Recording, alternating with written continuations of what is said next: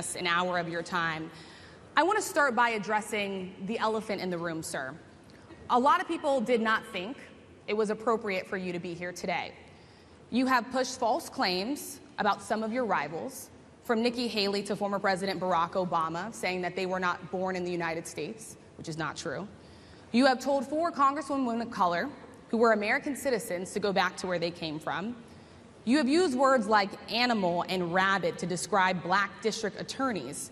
You've attacked black journalists, calling them a loser, saying the questions that they ask are, quote, stupid and racist. You've had dinner with a white supremacist at your Mar-a-Lago resort. So my question, sir, now that you are asking black supporters to vote for you, why should black voters trust you after you have used language like that? Well, first of all, I don't think I've ever been asked a question in such a horrible manner. First question. You don't even say, hello, how are you? Are you with ABC? Because I think they're a fake news network, a terrible network.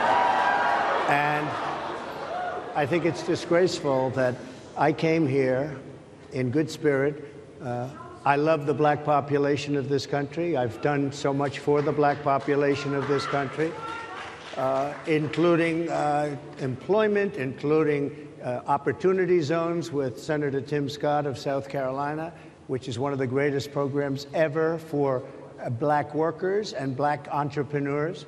I've done so much, and and I say this, historically black colleges and universities were out of money, they were stone cold broke, and I saved them, and I gave them long-term financing, and nobody else was doing it.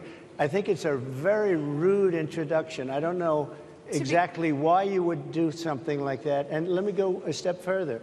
I was invited here, and I was told my opponent, whether it was Biden or Kamala, I was told my opponent was going to be here.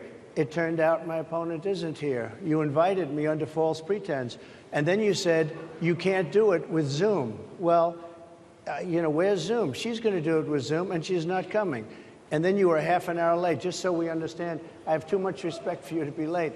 They couldn't get their equipment working, or something was wrong. Mr. President, I would love if you can answer the question on your rhetoric and why you believe that black voters should trust you with another 4 years. I have been the best president for the black population since Abraham Lincoln. That's my answer. Better than President Johnson, who signed the Voting Rights Act? And for you to start off a question and answer period, especially when you're 35 minutes late because you couldn't get your equipment to work, in such a hostile manner, I think it's a disgrace. Let me just ask a follow-up, sir, and then we'll move on to other questions here.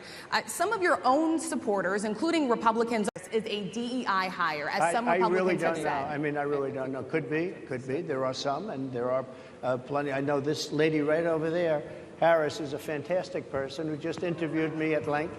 And we had a great interview, I think, and I heard you guys. As I said, is saying now that they've seen surges that they haven't seen since we were in a pandemic of people in financial trouble. Much of that falls on the shoulders of single moms, single black moms, when you look statistically. Yeah. How do you turn it around? What's your plan for the black community when it comes to money? So, first of all, it's very hard to hear you for whatever reason because of the fact that they have bad equipment, because I guess, this woman was unable to get the right equipment. But it's very hard for me to hear you, but I can hear every other word. It's very difficult, actually. But so I don't know if they can fix it or do something with it, but I'll do the best I can with it.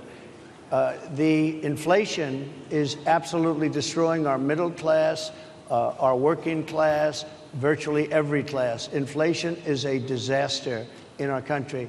Inflation is a country buster. I won the case, and it got very little publicity. I didn't notice ABC doing any publicity on it, George. We cover you extensively, sir. I'd love to move over on to different topics. I didn't notice you do any publicity on it at all. I won the case, the biggest case. This is an attack on a political opponent. I have another one where sir, I have a hostile judge. We have you for a limited time, sir. I'd love to move on to different topics. No, excuse you. You're the one that held me up for 35 minutes, just so you understand. If we can move on now to the state of the race, sir, I want to get back to the campaign. Senator J.D. Vance is your running mate. He's had a lot of controversy lately, and I want to read you a few things that he has said in the past. The world history, the greatest leaders, some of the greatest leaders in the world were in their 80s. But here's the question. Would you consider stepping down if you felt that your health was declining? Or would you? Oh, absolutely. And who would I make, think I'd know. How would you make that decision? I think I'd know. Look, if I came onto a stage like this and I got treated so rudely as this woman treated Oh my me, goodness. and I'm fine with it because she was very rude, sir.